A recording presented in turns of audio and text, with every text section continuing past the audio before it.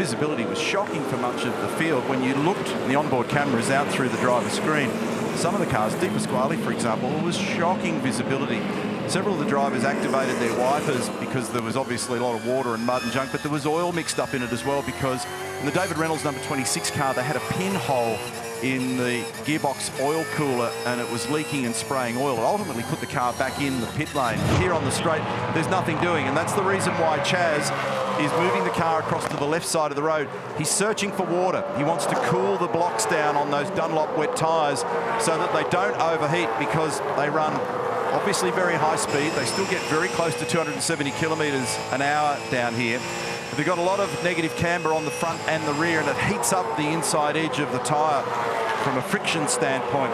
You've got to try and do something to deal with that on these semi-drying conditions. A reminder, positions 11 to 25 will be set for our race later today. But 1 to 10, there's a shootout to come.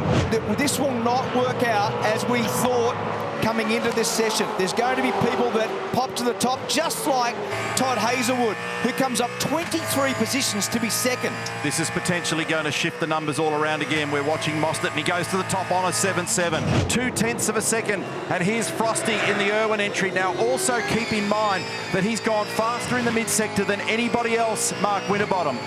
And Brock Feeney has actually gapped Shane Van Gisbergen.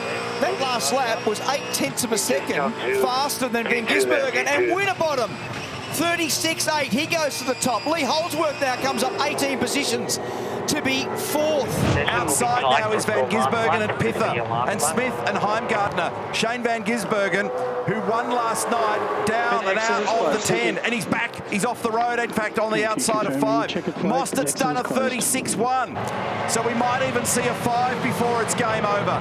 Mostert over Winterbottom at the moment, the provisional front row. Feeney has gone to the top on a 35.9. So Brock Feeney, an astonishing time in very tricky conditions, has gone to the top with a margin of 0.15. It was a great job by him last night. He got into the shootout yesterday, and he's making his presence felt as a rookie.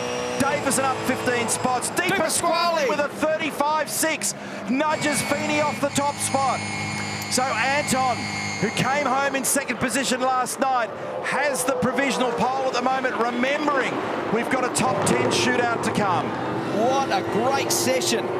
Brock Feeney to be second fastest. Shane Van Gisbergen is 17th. So he wandered wide over at turn 5, and he's dropped down to 18th position now as David Reynolds moves up. So it's Di Pasquale, Feeney, Waters, Mostert, Fullwood, Davison, Winterbottom, Courtney and Holdsworth. And Andre Heimgartner sitting right on the fringe. And in fact, Kostecki's jumped up now into P2 on a 35.8. There's 1.5 tenths separating first and second. And Mostert is not done yet. He's sitting in 5th. So the flag has already been shown to a chunk of the field. Hazelwood jumped up 10 spots then, Mark, into 6th.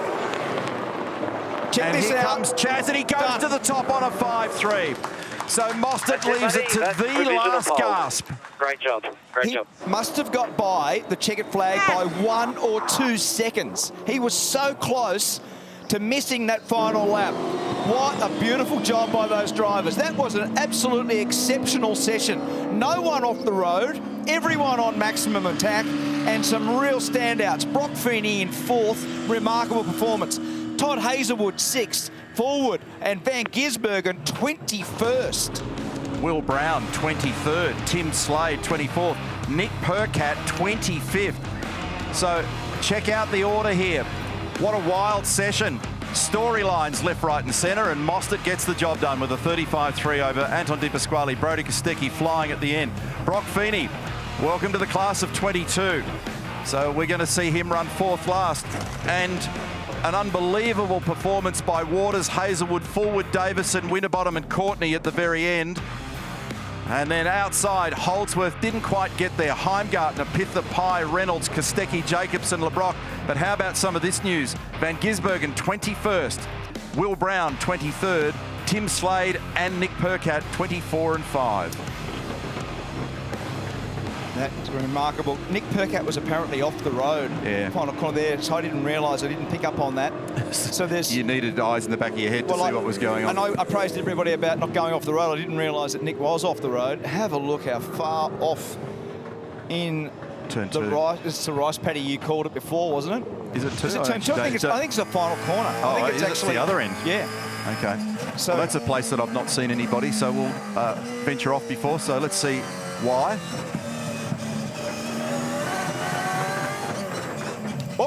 Okay, this explains why. So very strange place to be wandering out in the Never Never, and it's nudged those tyres out there. So game over, and that's left Nick Percat 25th in a 25-car field. He's got some work to do. And I didn't pick up. That must have been under yellow flag for everybody, because that would have had a yellow flag out in that zone.